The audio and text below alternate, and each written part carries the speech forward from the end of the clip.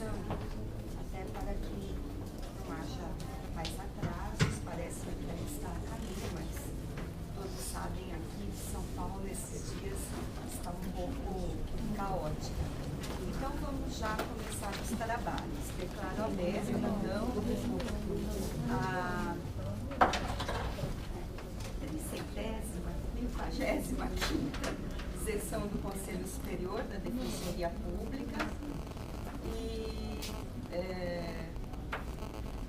tenho aqui a ata da sessão anterior que vou passar aos conselheiros para lançarem suas assinaturas e abro a palavra ao conselheiro David Epinê para fazer as comunicações, eventualmente, se as tiver, da presidência em meu lugar. Por favor, David. São duas comunicações singelas. A primeira que ontem foi realizada uma reunião aberta com os servidores da Defensoria Pública para apresentar um balanço das propostas que estão em andamento, que vão ser algumas delas apresentadas ao Conselho, outras que são objeto de ato normativo, que visam regulamentar vários pontos que ainda estão pendentes de regulamentação, entre eles a concurso de remoção dos servidores, a regulamentação dos pontos trazidos pela nova lei que ampliou os cargos, e também foi passado um cronograma para os servidores a respeito da absorção dos novos cargos, como vai ser feito, como já foi feito aqui no Conselho, qual é a ideia dessa absorção, uma parte agora em janeiro, no começo do ano que vem, a outra parte provavelmente em março do próximo ano também, para que nós possamos prover esses cargos que foram distribuídos aqui após, inclusive, a deliberação do Conselho Superior. O segundo comunicado que eu faço é que essa semana também foi a última semana, o último treinamento do processo eletrônico digital feito pela Coordenadoria da Tecnologia da Informação, pela CTI, a última unidade alcançada por esse projeto do Tribunal de Justiça. Então nós também treinamos os defensores públicos, foi a unidade de registro, foi a última unidade a ser atingida por esse treinamento. Então a gente espera que isso agora tenha um certo gap para a próxima etapa, que são as unidades que ainda não foram alcançadas pelo processo de digitalização. Então o cenário é favorável dentro das perspectivas possíveis, mas o treinamento correu a contento e a CTI conseguiu corresponder à expectativa. É basicamente isso, e eventualmente posteriormente, quando a Defensoria Geral estiver aqui, ela pode trazer os relatos mais específicos da Defensoria Geral. Obrigado. Obrigada, Davi. A respeito disso, eu gostaria de acrescentar que a Carolina Galhardo, da Corregedoria, ficou em um dia, né? Ela ficou o dia inteiro e disse que os colegas estavam relação à Defensoria Online, né? Nós começamos na verdade começamos agora em relação a Carapicuíba, que deve ser o piloto da Defensoria Online, que é o novo sistema de atendimento da Defensoria Pública. Houve já quarta e quinta treinamento dos colegas em relação ao sistema. O sistema já está pronto, claro, exige aperfeiçoamentos, mas ele já está pronto para ser testado. E agora é só esse piloto que vai funcionar em Carapicuíba. A Corregedoria participou também desse trabalho, porque há uma intersecção entre a Defensoria Online e a própria Corregedoria, facilita muito para a coordenação, a parte de recursos, por exemplo, contra a denegação do atendimento, tudo é feito de forma eletrônica, muito mais simples e rápido, agiliza para o usuário também o acesso a essa resposta. Então, acredito que vai ser um grande ganho e ao longo do ano que vem isso deve ser implantado em todas as unidades a partir desse piloto que Carapicuíba recebeu. Aproveito para agradecer os colegas de Carapicuíba, eu fiz isso ontem, na terça-feira, mas graças à disponibilidade dos colegas que isso foi possível também de começar Carapicuíba com uma unidade piloto. Bom, Sara, alguma comunicação? Sim, eu gostaria apenas de justificar a ausência do conselheiro Rafael Dessa por motivos de saúde. Então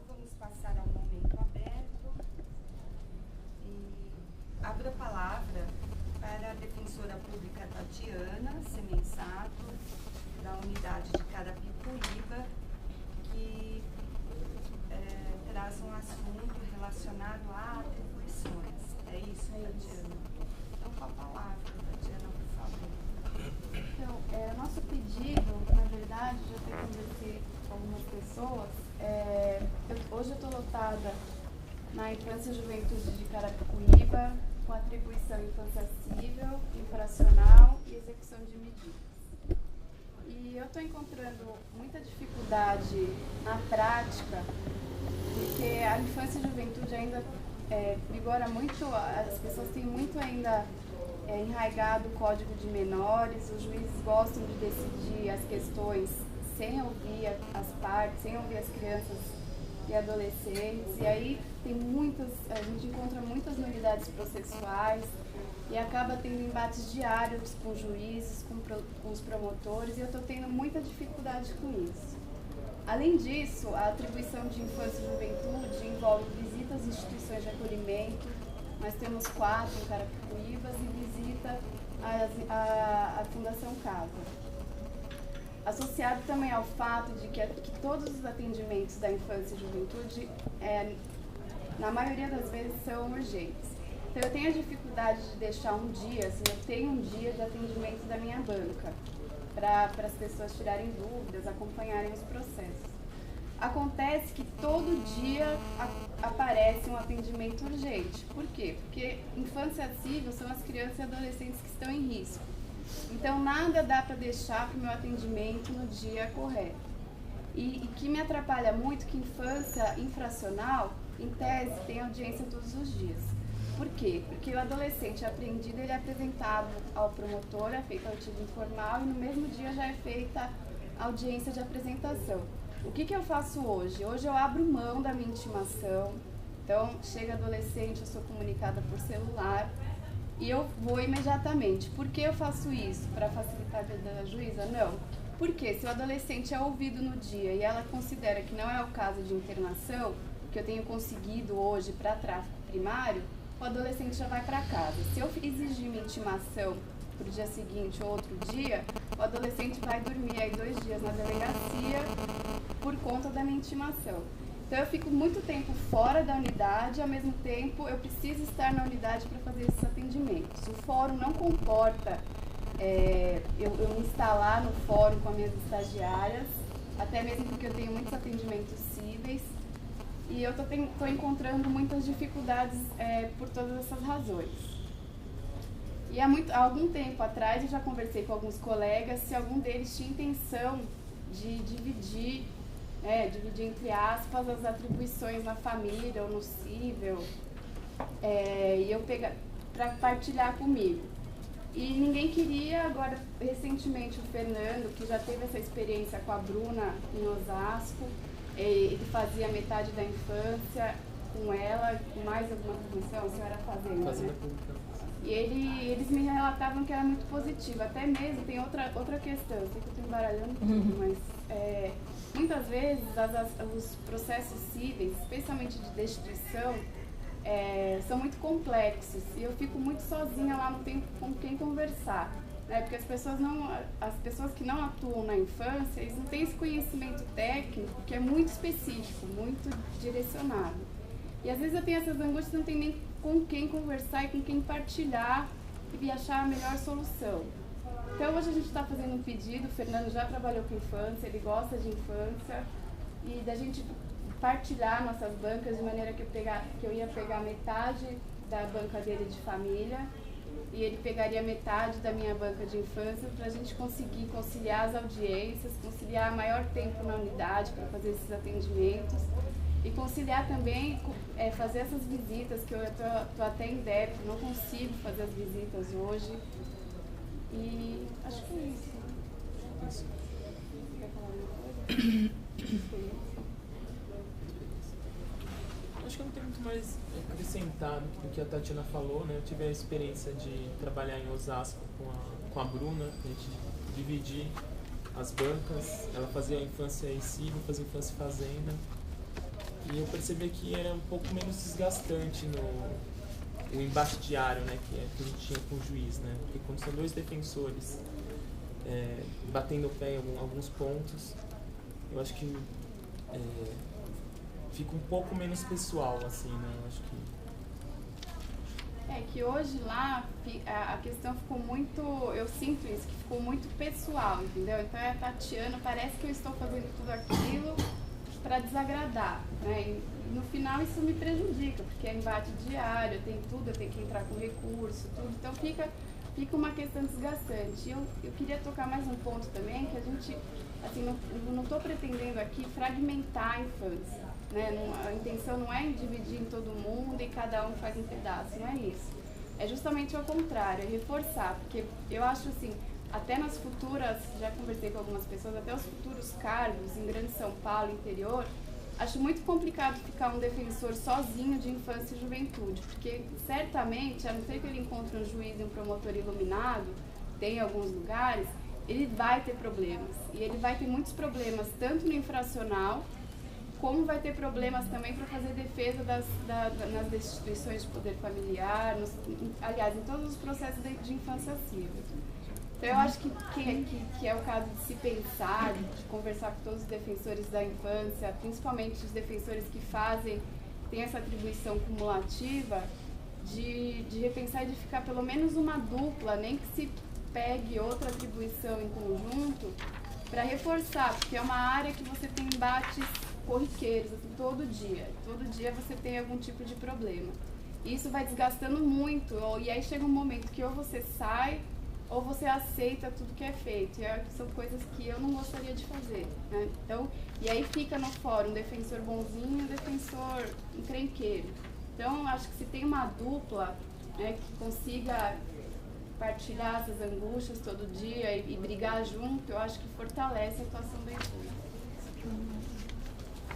Tatiana, então, pelo que eu entendi, a sua dificuldade é mais problemas com a postura do juiz, posicionamento do juiz, não é só isso, Márcia, também. o volume de trabalho. Não é a questão, são as inúmeras atribuições que tem um defensor da infância. Então você tem muita atuação extrajudicial, você é muito exigido no fórum e aí tem horas que você não...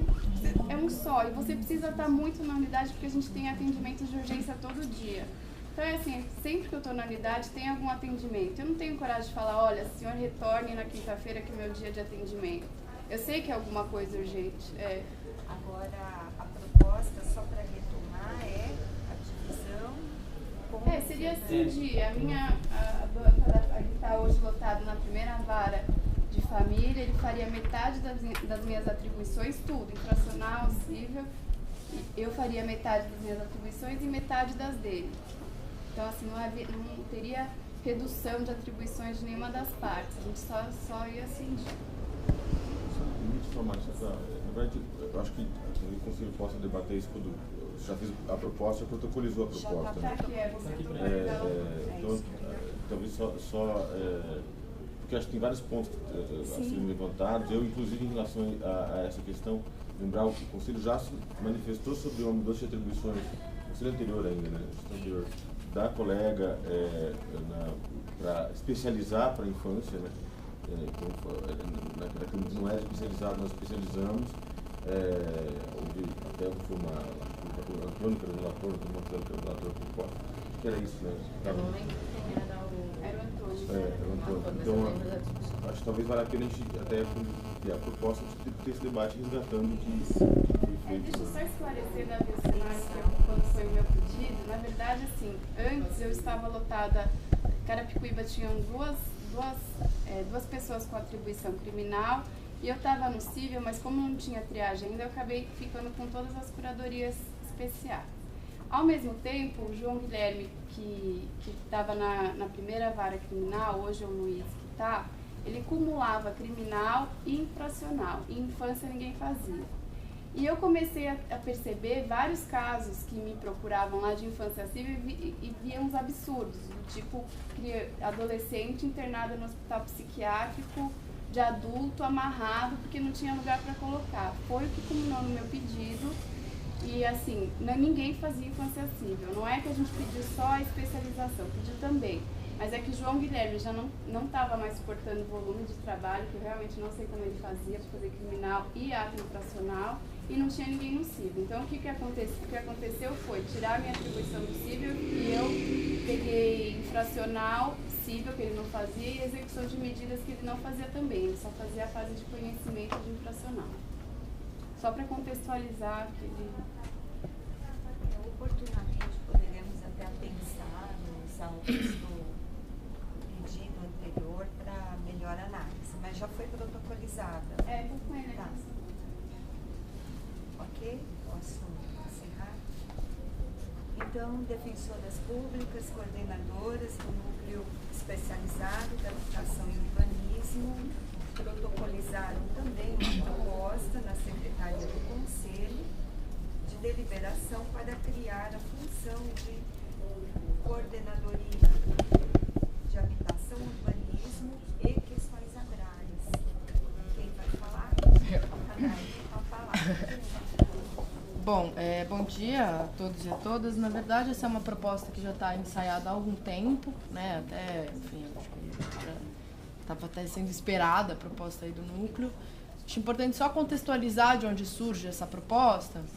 Já faz algum tempo, na verdade, desde que a defensoria existe em São Paulo, que se discute a demanda, como é que vai organizar a demanda, tutela coletiva, atuação nos temas e tal. E aí, de forma mais concreta, de 2 anos, 1 ano para cá, os coordenadores de núcleo, junto com a primeira sub, têm se debruçado sobre esse assunto, feito uma série aí de debates sobre que passam desde, né, as atuações nas demandas sensíveis, as ações que seriam indelegáveis, como que é a tutela coletiva, a discussão sobre a deliberação 139, implementação do 139. Então, alguns debates que estão aí em curso na carreira, em especial a questão da tutela coletiva, a questão das atribuições e a questão da atuação nas demandas sensíveis. Meio que nesse contexto de todas essas discussões, e aí muito do fruto também das discussões dos coordenadores de núcleo com a primeira sub, foi feito um estudo, a primeira sub fez um estudo de identificação do número de tutelas coletivas, de ações de atuação, né, em demandas coletivas nas unidades e nos núcleos.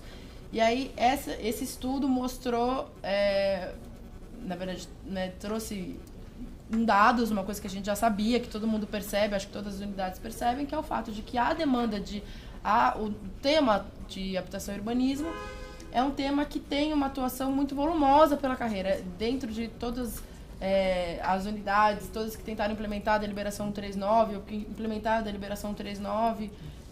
Eu lembro em Osasco, quando eu estava em Osasco, que a gente fez a distribuição da 139, que a gente fez divisão de cada 2 defensores pegavam um tema, depois de 2 meses a gente pegou um defensor para todos os temas e os outros todos para habitação e urbanismo, porque a demanda era muito maior, era muito mais volume de demanda, né? Então, aí com base e esse estudo da primeira sub mostrou isso novamente, então como o núcleo de habitação, por exemplo, tem muito mais ACPs do que os outros núcleos, porque é um tipo mesmo, isso não quer dizer que trabalha mais, mas é um trabalho diferente, né? Tem muito mais trabalho prático, de ação processual, né? de atuação concreta em processos e tal. Então, com base em todos esses, né, nesse contexto, desse estudo e das discussões que foram sendo feitas, se identificou, inclusive nesse coletivo aí, nessas reuniões dos coordenadores, que de fato, que está tentando se desenhar, então, o que se faz com relação à tutela coletiva. E aí se identificou claramente que o tema de habitação e urbanismo merecia um olhar específico, porque ele tem uma especificidade com relação aos outros temas, e que então seria importante até a gente talvez destacar o tema da habitação e urbanismo da tutela coletiva de um modo geral na instituição, porque às vezes, muitas vezes, acaba meio que contaminando. Você não consegue desenhar um modelo que funcione para todos os temas, porque o tema de habitação tem uma especificidade muito grande, então acaba dificultando uma solução única. Então, o que foi combinado é que a gente faria uma proposta de deliberação específica sobre a tutela de habitação e urbanismo no estado todo, em todas as unidades.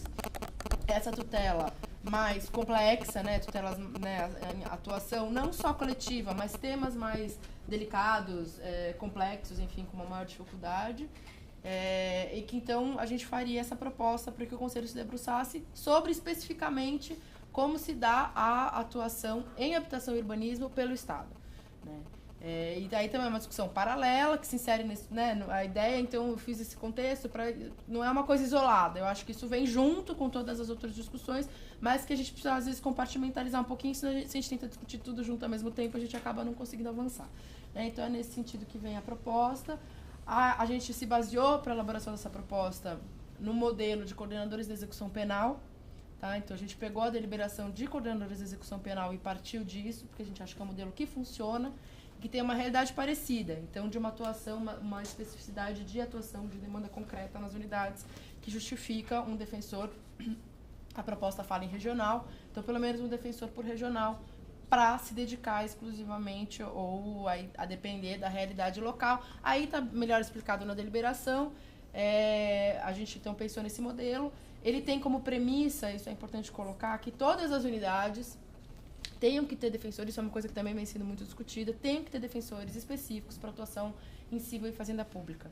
É muito difícil para um defensor que faz família e civil, ou que faz infância e fazenda pública, se dedicar a essas demandas mais complexas de habitação, é muito difícil. Então, que é importantíssimo, que é a instituição nesse processo aí também de criação de cargos e tal também, acho que são coisas que caminham junto para poder viabilizar. Então, que é importantíssimo a criação de cargos nas unidades que não têm, que todas as unidades tenham pelo menos um defensor com atuação exclusiva em civil e fazenda pública, para que a gente possa, de fato... E aí eu sei que eu estou sendo repetitiva com coisas que a gente fala sempre, mas que eu acho que é sempre importante a gente lembrar, né? Que os temas mais... E aí não só no núcleo de habitação, mas em todos os núcleos. As ações mais complexas que a gente acaba tendo, correm na fazenda pública, né? E que hoje, infelizmente, eu acho que por uma questão aí também de histórico, de um processo de crescimento, né? Desde a origem da defensoria, a gente tem uma fraqueza na atuação em fazenda pública, né? Era uma coisa que não tinha antes, é uma coisa que começou a ter mais na defensoria pública, e agora a gente tem que crescer nessa área, porque de fato é uma área onde a gente tem pouca atuação e que é uma área muito central para a defensoria, né? Tem ações importantíssimas que correm ali, que a gente tem que assumir a fazenda pública em todas as unidades, né? E isso é uma premissa um pouco dessa proposta aqui, porque não dá justamente a ideia que seja um desses defensores que atuam com civil e fazenda, que sejam deslocados e assumam a função de coordenador da habitação, urbanismo e questões agrárias. Então, é pouco também uma premissa aí da proposta e que tenha esse afastamento e tal. Então, está mais explicado na deliberação também. A gente está aqui para se colocar à disposição para prestar esclarecimento sobre a proposta. A gente sabe que isso é um debate grande, a gente acha importante... No próprio núcleo, a gente discutiu muito essa proposta, até a gente... Foi aprovada pela plenária do núcleo. Foi aprovada pela plenária do núcleo, teve muita discussão, tinha gente que achava melhor ir fazer de um outro jeito. Então, assim, a gente sabe que é um desenho possível de atuação, que está aberto para o debate. Eu acho que estamos à disposição para esclarecimento e para discutir, eventualmente, uma proposta, né, outras sugestões que venham, que a gente sabe que é importante dar esse pontapé para a gente começar esse debate e finalizar também para poder implementar isso, porque de fato no núcleo a gente sente muito isso, a toda hora liga pessoas de unidades que não têm uma atuação específica, que embora tenha defensoria não tem essa atuação, com casos importantes, que o núcleo às vezes não tem condição de dar, até pela distância, a gente não tem condições de fazer a atuação direta e só o suporte às vezes não basta, então que é muito importante a gente enfrentar de fato isso. Então é isso, a gente já protocolou e está à disposição aí para os debates e para qualquer esclarecimento sobre isso. Deixa eu só terminar, antes de passar novamente a presidência para você. Certamente, quando o processo vier à pauta, vocês estarão aqui para nos subsidiar, né? Para subsidiar o debate. Tenho bastante coisa a falar sobre isso, mas vou me reservar a um momento oportuno. Renato. Obrigado, Márcia. Continuidade à presidência. Passo a palavra para o Leonardo dos Santos Gonzalez. Bom dia a todos. Eu falo em nome do pessoal dos últimos aprovados do 5º concurso e é mais para pedir uma previsão, se há alguma previsão de nomeação, do que dependeria essa nomeação, se do plano de expansão, ou se teria alguma possibilidade de uma aceleração dessa nomeação ou não, porque a gente está numa certa ansiedade, tendo em vista o resultado do concurso já ter sido publicado há 1 ano e 2 meses, e há 5 meses está parado de nomeações. Então é mais para trazer essa angústia do pessoal que não pôde vir hoje, e se há alguma previsão ou não, só mais para a gente diminuir ou aumentar a ansiedade dos últimos aprovados. Bom, Leonardo, rapidamente, de fato não há previsão de nomeação imediata, porque a nomeação de vocês depende ou da criação de vagas ou de vacância dos cargos atuais. Espero que não ocorra vacância por motivo de morte ou exoneração. Se ocorrer por motivo de aposentadoria, serão chamados antes da próxima posse. Mas o nosso cronograma prevê, Leonardo, que a gente dê posse a 90 colegas em abril ou maio, né, pelo cronograma da Fundação Carlos Chagas, certamente em maio. E vocês, como aprovados no 5º concurso, certamente terão precedência em relação aos aprovados no 6º concurso. Então, esse é o limite final que a gente pode acenar como de aproveitamento de vocês, ainda vai estar na validade do concurso. Então, pode ficar tranquilo, calmo, descansar um pouco, quando vocês forem nomeados vão ter bastante trabalho. São 5 ou 7 que estão ainda... 7 aprovados e 4 pediram. 4 que pediram fim de lista. Mas é uma coisa de alguns meses. Eu sei que essa espera ela é angustiante, é difícil, mas a pior parte, a parte mais angustiante, você já venceu. Então é uma questão de tempo mesmo. Então eu passo a palavra para os conselheiros para eventuais manifestações. Rafael Bernaschi. Bom dia a todas e a todos. Eu queria, apesar da ausência da terceira sub, da Juliana, da Denise substituindo, na verdade, só pontuar a questão, a gente conversou um pouco novamente com os defensores de São Vicente, e a situação lá realmente continua, apesar da gente saber que vários procedimentos estão sendo feitos, inclusive a alocação, compra lá do imóvel, tudo já está sendo construído. Eu queria saber um pouco da previsão mesmo desse prédio e se existe alguma... esse assunto foi bastante discutido na sessão que a gente fez em São Carlos, né, de que a situação, principalmente a questão do CID, ela está bastante caótica, se existe alguma perspectiva de uma medida de urgência mesmo, temporária, mesmo que seja, né? O Bessa esteve lá, com um grupo todo foi lá, pelo São Jordão, o Luciano. Então, uma medida mesmo de urgência temporária mesmo para os defensores de lá, enquanto esse prédio não fica pronto. Né? E depois, outro ponto, eu queria aqui pontuar também sobre a fala do núcleo de habitação. Eu acho que vem muito oportuno, né, o momento em que chega aqui esse debate para ser feito. A gente está com a comissão, inclusive tem reunião hoje, né, hoje à tarde, a comissão para as atribuições e dos cargos, e eu acho que isso já entra no bojo aí de toda essa discussão.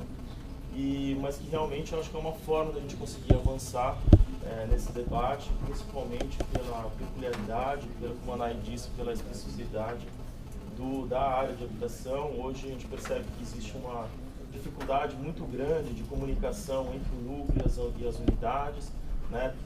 Principalmente porque é diferente dos outros núcleos, né? A demanda coletiva ela chega mais nessa área de habitação, diferente dos outros núcleos em que dificilmente uma demanda coletiva de mulher, de discriminação, ela chega nas unidades. Então eu acho que está faltando esse maior diálogo, né? Acho que um esclarecimento do conselho, da administração, por meio de uma deliberação mesmo, para que fique mais claro esse diálogo. Hoje acho que o conflito acaba gerando...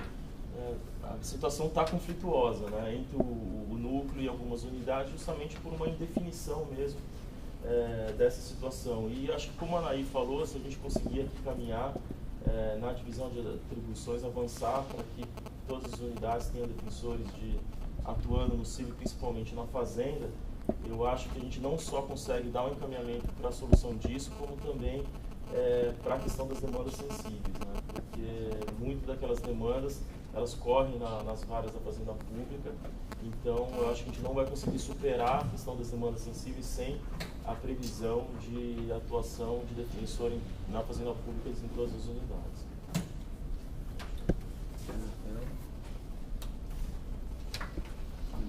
Bom dia a todos. Queria informar que o Rafael Português hoje está em uma reunião com o deputado estadual Alex Manente, que é o líder do PPS, junto com o Gustavo Reis. Foi um deputado muito importante em todo o processo de aprovação do PLC 37, então por isso a importância da presença do Rafael hoje lá e aqui representando a APADEP. Vou começar noticiando que essa semana o Rafael e o Leonardo estiveram visitando a Regional da Infância e Juventude da capital. E a APADEP queria elogiar a atuação dos defensores lá, que é uma atuação super combativa, embora eles se deparem com uma postura super autoritária e moralista dos juízes, dos promotores, problemas que todos aqui já conhecemos. E aí a gente tem dois questionamentos para fazer, que são demandas da regional lá. Primeiro, em relação à sala do fórum, que parece que está desocupada há uns 2 meses, aguardando a finalização das obras de rede lógica e rede elétrica. E aí, sem isso, a defensoria não tem como ocupar essa sala. E a direção do fórum vem sinalizando que quer a sala de volta. Então, os colegas estão com esse problema lá e a gente só queria saber se existe alguma previsão de finalização disso, para que eles possam voltar a ocupar a sala. E a segunda questão é sobre uma representação que será feita contra um juiz, se não me engano, da 4ª vara, né, Fabiana? Que existe um problema nessa vara da infância desde 2011. Esse juiz ele indicou 2 advogados para atuarem em alguns processos. Os processos são esses. O Ministério Público, junto com a representação contra o adolescente, já oferece a aplicação de uma medida socioeducativa em meio aberto. E aí precisaria da concordância do adolescente, e esse atendimento hoje, ao invés de ser feito pela defensoria, é feito por 2 advogados indicados pelo juiz. A defensoria não tem contato nenhum com os autos e a gente não sabe o que acontece ainda. Então, parece que está com a primeira sub essa questão, a gente queria saber como é que está. E aí, por fim, registrar novamente a brilhante atuação dos colegas lá. Rafael e Leonardo, inclusive, acompanharam os colegas numa visita à unidade de internação e só teceram elogios na atuação deles. Segundo, noticiar que semana que vem em Brasília, do dia 10 ao dia 13, vai acontecer o Fórum Mundial de Direitos Humanos. A APADEP vai participar como membro do comitê organizador, promovendo atividades. A Defensoria Pública de São Paulo também vai participar através do Núcleo de Direitos Humanos. E convidar todos que puderem participar e ressaltar a importância da presença da Defensoria, da associação nesse evento. Semana que vem, também na terça-feira, a ANADEP está organizando uma mobilização em Brasília, na Câmara dos Deputados, que existe uma chance grande de ser pautado e votada a PEC 247, que é a PEC das comarcas. A APADEP vai estar presente com alguns diretores, também convidamos quem puder comparecer. Acho que é importante para a gente. Queria parabenizar a Defensora Pública Geral pela homenagem que ela recebeu essa semana do Tribunal de Justiça, que demonstra aí o conhecimento e o prestígio da instituição. Agradecer a todo mundo que esteve na festa de final de ano da APADEP sábado passado. Foi um momento bacana de confraternização, todo mundo pôde comemorar bastante aí as conquistas recentes e foi muito legal. Agradecer a presença do Leonardo, dizer que aprovado no 5º concurso, dizer que a gente entende sua angústia. Espero que logo vocês estejam empossados aí.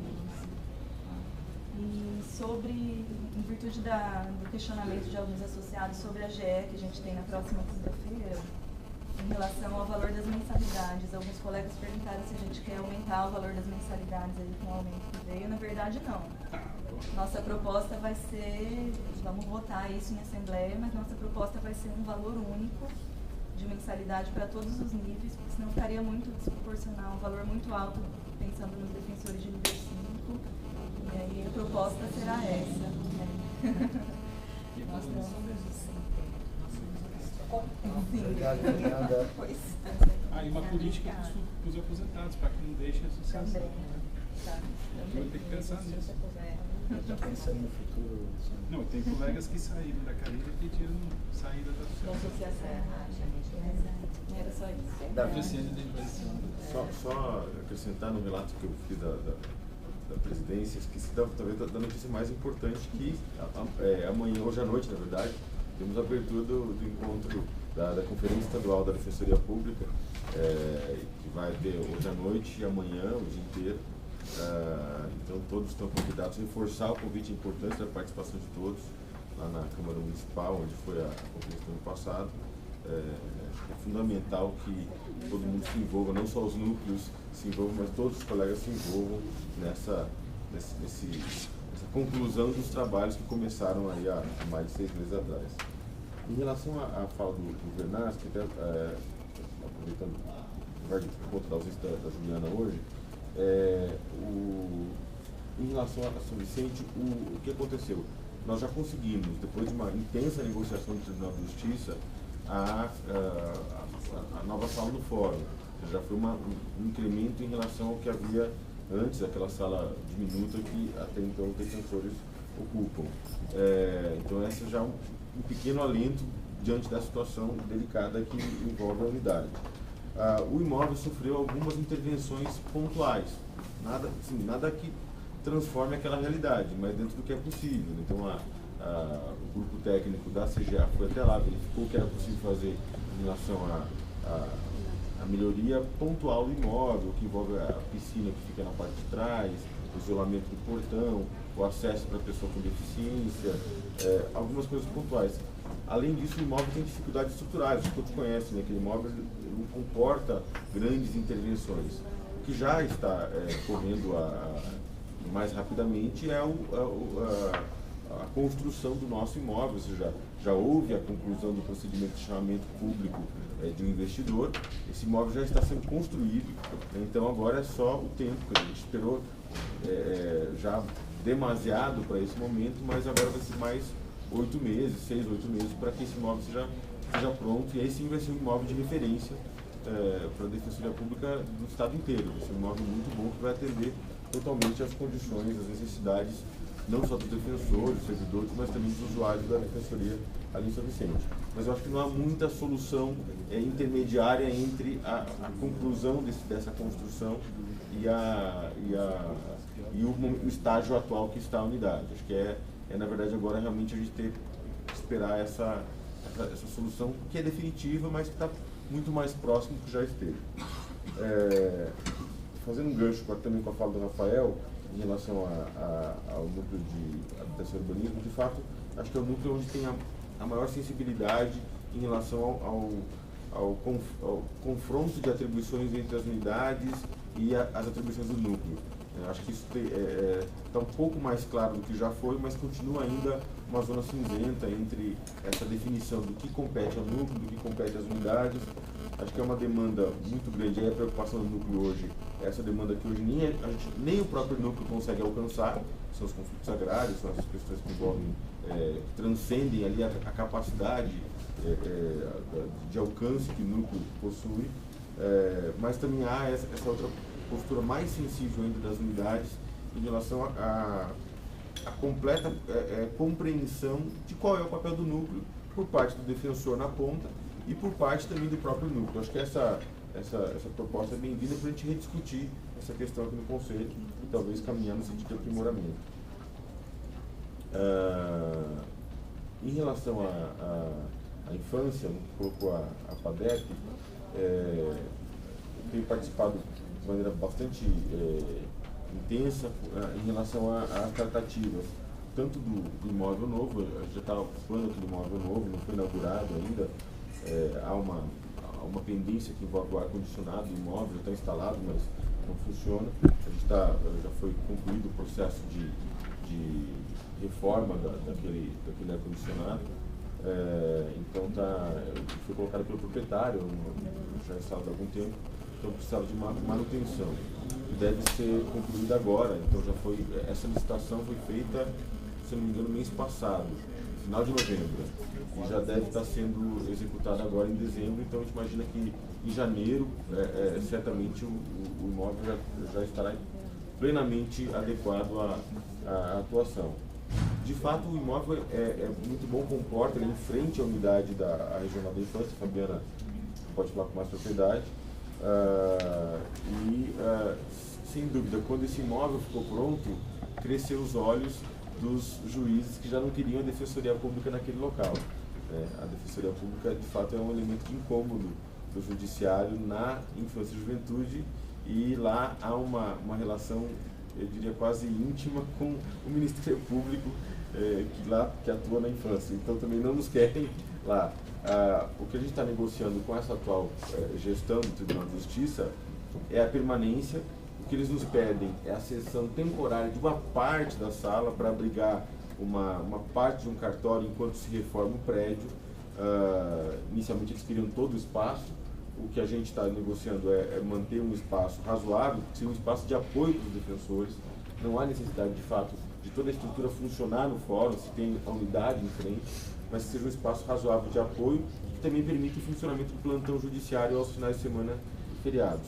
Então a ideia é que a gente consiga, já fizemos uma reunião semana retrasada com a Juliana Duval, que é a coordenadora da regional, para tentar fechar uma planta. Depois apresentamos essa planta e já encaminhamos ao Tribunal de Justiça a planta desse novo formato da sala, que vai permitir que os estagiários atuem no fórum, que haja o apoio para os defensores que estão nas audiências, e ao mesmo tempo permita essa referência ali no fórum, não se perca a referência da Defensoria Pública na Infância e Juventude. Atualmente, como há uma questão de rede ali, a sala não está totalmente ocupada, os móveis nossos estão lá, mas a gente vai readequar esse espaço para evitar que se perca. Com a mudança da presidência do Tribunal de Justiça, a gente não sabe ainda quem vai ficar como interlocutor do tribunal para questões de espaço. Hoje a gente atualmente tem uma ótima interlocução do Tribunal de Justiça no que tange a espaços em fórum, e há um respeito muito grande à posição da instituição Defensoria. Espero que isso continue com a próxima gestão, na presidência do atual corregedor, Dr. Aline. Nós imaginamos que talvez consigamos manter essa mesma política. Eu acho que sobre a representação o Renato pode falar um pouco mais, porque foi ele que conduziu essa questão. Bem, era isso. Obrigado. Obrigado, Bruno. Bom dia a todos e todas. Quero compartilhar aqui um pouco das aflições da Tatiana que ela aqui comigo. Dizer que eu conversei algumas vezes com ela e esse tema vai voltar, lógico, quando a proposta chegar ao Conselho. Mas só para falar ao Davi, que eu também acho importante, viu, Davi, a especialização. Eu sei que no primeiro momento ela fez esse pedido para se especializar. Mas pode ser que na atuação, no dia a dia, quem sabe na questão da infância, essa especialização ela tenha se mostrado ineficiente. Então eu vejo com bons olhos um pedido de alteração. Eu acho que tem outras pessoas com mais propriedade para dizer, mas não é fácil a gente trabalhar sozinho numa temática e não conseguir dividir as aflições, as discussões, porque às vezes a pessoa que não está na área, ela não quer mesmo discutir, ela tem tanta coisa para pensar, ela não quer adentrar, e a infância é uma matéria muito delicada na instituição. Então eu acho que vale a pena a gente repensar, não só no caso dela, mas em todos, agora nas atribuições, nos cargos, algum cuidado para que a gente tenha sempre essa possibilidade de ter as pessoas atuando em conjunto, principalmente em temas extremamente delicados. A pressão com o juiz, com o promotor, fragiliza, às vezes a pessoa cede muitas prerrogativas. Na verdade, eu não tive uma posição contrária à não especialização. Inclusive, naquele processo, eu manifestei contra, fui voto vencido. Então, eu acho que é totalmente adequada essa rediscussão. Então, eu só queria lembrar que houve um processo que foi no sentido oposto, né? Então, não, mas mas assim, eu entendi. Mas só para dizer assim que não dá pra gente retroceder com uma especialização. Acho que a gente avança, né? Experiência, né? E quanto à proposta do núcleo, eu vejo com bons olhos não só a especialização, né? Essa coordenação, mas também o momento, né? A gente discute cargos, atribuições, as demandas sensíveis. Ontem eu estava num evento, a gente está fazendo um curso de educação popular lá na Leste, ontem foram nos encontros, e algumas demandas que surgiram, para mim, é muito triste ouvir essas coisas. Eles pediram a atuação da defensoria para tentar que a prefeitura dedetizasse o local, porque as crianças estão sendo mordidas por ratos à noite, né? E, além disso, pediram a limpeza de córregos, pediram ter uma ponte pequena que vem de Guarulhos, do bairro dos Pimentas, para o Pantanal, que só passa ali os moradores, não são aquelas grandes pontes, e essa ponte cedeu e fechou e está ali parada, as pessoas não estão tendo como se locomover, as crianças não estão indo para a escola, e são demandas todas voltadas para a habitação. E eu saí desse encontro ontem, indo para casa, e falei, puta, não tenho muita coisa para fazer, né? Eu estou atolado de coisa, um monte de outras demandas, sabe aquela dor de voltar para casa e falar, puta, o que eu vou fazer, né? Pensei lá, vou bolar umas recomendações, não dá para fazer a coisa do dia para a noite, mas eu acho que é extremamente importante, né? A gente olhar para toda essa questão de tutela coletiva, todas essas demandas, e dar um tratamento diferente para quem precisa de um tratamento diferente. Eu acho que habitação e urbanismo é uma matéria que, sem dúvida, precisa de um olhar diferente na instituição, e sem uma deliberação que traga uma certa obrigatoriedade de atuação, muitas vezes o colega não vai conseguir fazer, vai acabar ficando no voluntarismo. Vou antecipar também que, receber notícia que eu sou o relator, eu espero apresentar o voto o mais rápido possível, né, para esse avanço. Só uma pequena parte, só lembrando que eu esqueci de falar, lembrando da conferência hoje, que é importante lembrar que em todos os ciclos de conferência, nesse inclusive nos pré-conferências, inclusive no plano anual de atuação, está prevista o estudo, né? Sempre foi aprovado a proposta no sentido de descentralização da atuação, de que em cada unidade, ou pelo menos cada regional, tenha defensor, tenha atuação especializada em tutela, né, na habitação e urbanismo. Faz parte do plano anual de atuação da defensoria isso também, então acho que isso é mais uma... É super recorrente esse pedido por parte da sociedade civil, também é importante ressaltar isso. Eu espero que a gente tenha celeridade para votar essa proposta, comprometimento de todos aqui, como a gente faz com outras propostas que são aprovadas bem rápido aqui, e dizer que é uma proposta que demanda custo também, né? Eu sei que demanda o aparelhamento institucional, o aparelhamento humano, e eu espero que a gente tenha recursos econômicos para bancar também essa proposta. Posso falar só uma coisinha, eu prometo ter 2 minutos. Só queria falar também que, na minha proposta, ideal seria, o mundo ideal, 2 defensores com atribuição exclusiva da infância. Eu sei que isso, na realidade, não é possível de acontecer, até mesmo que tem locais que a demanda não comporta um defensor com atribuição exclusiva. E que também tem outras unidades que eu tenho conhecimento que compartilham essa angústia, como Diadema, por exemplo, que a defensora da infância, a Ilka, tem sofrido muito também de ficar sozinha. Então, acho que o que o Bruno falou, de repensar até alguns, independente só de Carapicuíba, pensar outros locais que os defensores também estão tendo a mesma angústia que eu tenho, como Diadema, por exemplo, que eu sei que ela está passando por dificuldades lá. Acho que a gente tem que ter, concordo com as ponderações, só acho que a gente tem que evitar a pessoalização das decisões e essa questão de, olha, vamos, a colega está aqui, está sustenta de novo. Acho que a gente tem que, o Conselho vai julgar o processo com toda a calma, tranquilidade, isento de pressões. Acho que a gente vai ter tranquilidade para avaliar. Não, as pressões elas acontecem, mas elas não vão interferir nas decisões. Então é só isso, ter calma. Luiz Gustavo. Bom dia a todos e todas. Na verdade, eu estava de férias, eu retornei hoje, e nas minhas férias eu vi um comunicado da primeira sub que me chamou a atenção, e eu só, porque fiquei em dúvida a respeito de como isso vai funcionar, queria trazer isso ao conselho, até aproveitando a presença do Renato aqui hoje, com relação ao recadastramento dos defensores no InfoSeg para utilização de um telefone autenticador. Me parece, texto da comunicada, e até por isso que eu trago a dúvida, trouxe a impressão de que todo o acesso que os defensores vão ter que fazer para o InfoSeg, eles vão ter que ligar para um determinado número. E aí, assim, o defensor vai pôr o celular dele, eu acho que, num primeiro momento, podemos até fazer isso em virtude aí da mudança causada pelo Ministério da Justiça, né? Não foi a Defensoria que deu causa, mas num passo seguinte, eu acho que a gente tem que profissionalizar esse acesso e fornecer um telefone fixo em cada unidade, desvinculado do PABX, para que os defensores possam acessar. Porque fica muito complicado o acesso ao InfoSeg pelo telefone celular do defensor.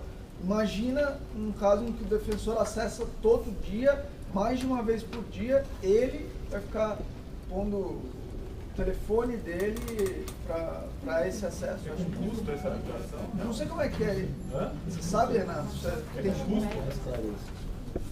Se eu tiver que pagar, não vou fazer. Vai deixar de... Não, se tiver que pagar, não vou fazer. Não, vou puxar no Civec que eu não tiver. Se não tiver, paciência. Bom, não tem celular, essa é a verdade, eu não tenho. Eu tenho preparo.